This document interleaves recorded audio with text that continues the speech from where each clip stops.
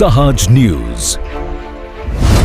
ધારસીમેલ ગામમાં લાગી ભીષણ આગ। આદિવાસી પરિવારનું ઘર અને ઘર વખરી અનાજ સહિત બળીને થયું ખાખ। નમસ્કાર, સહજ ન્યૂઝ સાથે હું છું ગોપાલ ભીષણ। છોટા ઉદેપુર જિલ્લાના ધારસીમેલ ગામમાં હિમોફળિયામાં ગત રાત્રે ભીષણ આગની ઘટના સર્જાઈ હતી। મળતી માહિતી મુજબ ડુંગરા ભીલ કિણસિયાભાઈ અને દહરિયાભાઈના રહેણાંક મકાનમાં અચાનક આગ ફાટી નીકળી હતી। અચાનક ફાટી નીકળેલી આગ સમગ્ર વિસ્તારમાં અફરાતફરી મચી ગઈ અને આગ એટલી વિકરાળ હતી કે જોતજોતામાં આખું મકાન આગની લપેટમાં આવી ગયું।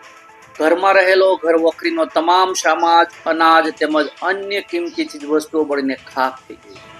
ઘટનાની જાણ થતાં જ આસપાસના ગ્રામજનો તાત્કાલિક મદદે દોડી આવ્યા હતા અને આગ પર કાબુ મેળવ્યો હતો, પરંતુ ત્યાં સુધીમાં ભારે નુકસાન થઈ ચૂક્યું હતું।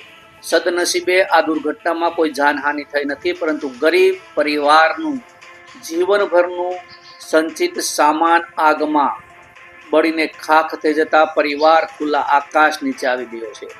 પીડિત પરિવારે સરકાર અને વહીવટીતંત્ર પાસે યોગ્ય વળતર તથા તાત્કાલિક સહાયની માંગ કરી છે, જેથી તેઓ ફરીથી પોતાનું ઘર બનાવી અને નવા જીવનની શરૂઆત કરી શકે। રિપોર્ટર શિલ્પા શાહ, સહજ ન્યૂઝ, બોડેલી।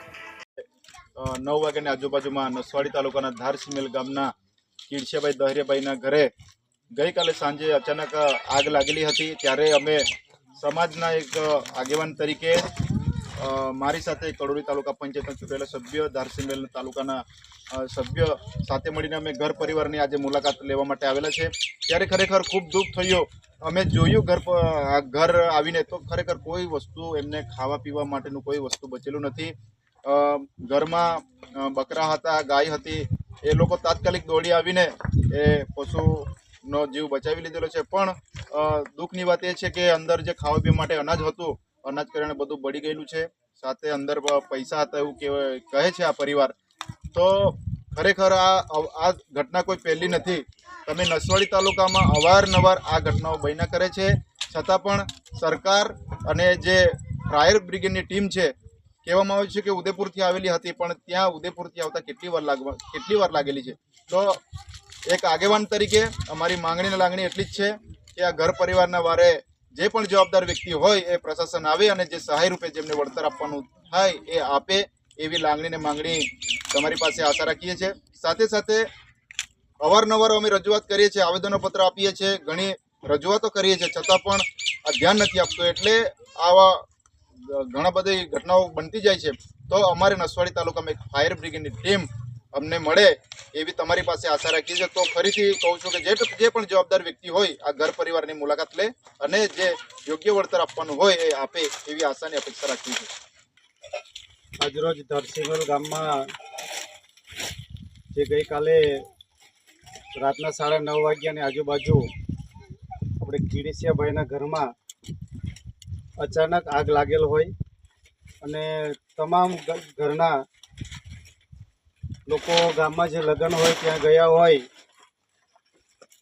અને એમને જાણ થતાં ઘરની અંદર ખૂબ આગ વધારે વિખરી હતી, જેથી લગ્નમાં ગયેલા તમામ લોકો અહીંયા ઓલવવા માટે આવેલ હોય, પરંતુ આગ વધારે લાગી જવાથી ઘરની અંદર તમામ વસ્તુ બળીને ખાખ થઈ ગયેલ છે।